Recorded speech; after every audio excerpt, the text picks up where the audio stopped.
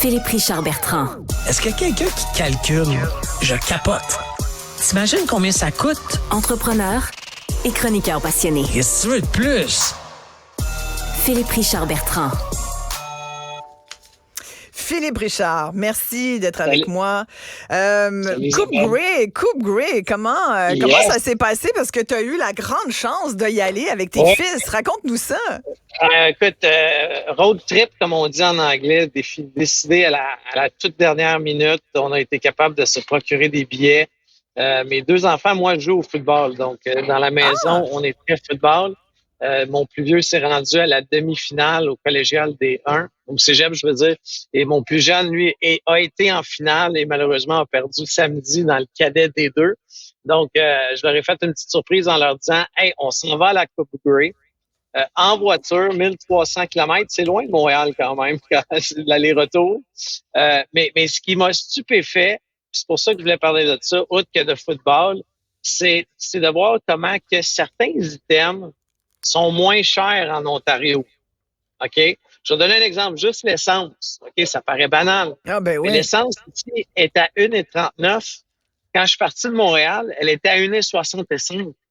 Ah ouais. Juste Mais là, la différence, c'est les taxes, on le sait. Ouais, Ben ouais. oui, Ouais. c'est fou. Mais après ça, rajoute la même histoire au niveau de tes aliments. Tu sais, bon, on a acheté de la pizza, etc. Ça a coûté 100 pièces. À Montréal, ça aurait coûté 110.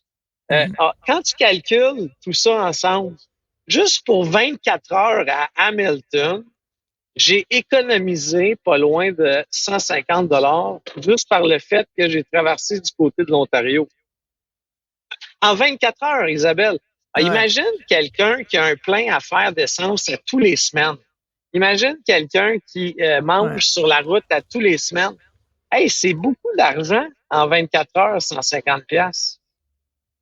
Puis deuxièmement, les routes ici, là, on parle pas de la même qualité de route, là. Tu traverses la ligne, écoute, la pancarte Ontario, la chaussée devient agréable. Deuxièmement, chose qui m'a aussi marqué, c'est qu'hier soir, en essayant de revenir, on s'est comme un peu rapproché de Montréal, mais on a dormi dans un hôtel. Mais hey, il y a des gens qui travaillaient, des travailleurs de la construction, un dimanche à minuit, les spots, des pelles, des... Hey, oublie ça chez nous, toi. Non! Nous, ils laissent les comptes pendant des jours en attendant que le monde revienne. Mais pourquoi, Isabelle? Tu sais, au Québec, on est les plus taxés. On a 2 % de plus en moyenne de taxes de vente provinciales, ce qu'on appelle la TVP ou la TVQ, là, tout dépendant de quelle province que tu es. Après ça, on est ceux qui payent le plus d'impôts. On est les plus taxés pratiquement en Amérique du Nord, au Québec, mais on n'a pas de service. Hey, hier, je te le dis, j'en revenais pas de voir des travailleurs à minuit travailler les pelles mécaniques. Tu sais, du monde, là, t'es content dans ce temps-là de boire des comptes parce que le monde travaille. Mais tu sais, souvent, François Legault, notre premier ministre, nous compare à l'Ontario, puis souvent, c'est comme l'espèce d'objectif. Tu sais, on veut se rapprocher de l'économie ontarienne. Puis c'est vrai qu'en t'entendant nous décrire tout ça, ça fait réfléchir, Philippe Richard, parce que tu as tout à fait raison. Puis pour avoir vécu 5 ans en Ontario, il y a longtemps, mais quand même, la situation n'a pas tellement changé. Il y a toujours... Les Ontariens payent moins d'impôts que les Québécois. Et pourtant, on dit souvent, nous ici, oui, mais on a des filets sociaux coûteux, mais au moins on contribue. Moi, ce discours-là, j'en suis. Tu comprends? Moi, je veux bien payer plus pour qu'on ait un filet social qui ramasse les gens qui en ont besoin. Le problème, c'est qu'en ce moment, le filet social, il y a des gros trous dedans, puis on échappe plein de monde. Fait qu'on paye, puis on dirait qu'on n'est pas plus avancé. Non, puis là, je ne vais pas faire un débat sur la langue, loin de là. Mais honnêtement, tu arrives en Ontario, les pancartes de signalisation sont dans les 2 langues. Les gens, là, je sais que les Alouettes se sont plaints que, soi-disant, il y avait des mais moi, comme ouais, c'est plus parce que... Si tu fais référence à ce que disait... c'est qu'il disait... Il disait finalement, il nous attendait pas. Il pensait que ça serait Toronto, alors que c'était Montréal, les Alouettes. La preuve, on a gagné. Fait que c'était plus ça. C'était genre, ils croyaient pas en nous.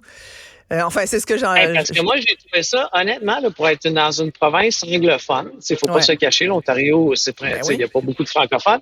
Sauf que, sais, j'ai arrêté quelqu'un, puis je parle très bien anglais, là, j'ai gradué de l'Université McGill, mais tu sais, la personne me dit, t'es dans le stade, là, puis la personne à Hamilton te dit, Are you from Quebec? Tu sais, je dis oui, tu sais, je lui parle en anglais, je suis du Québec.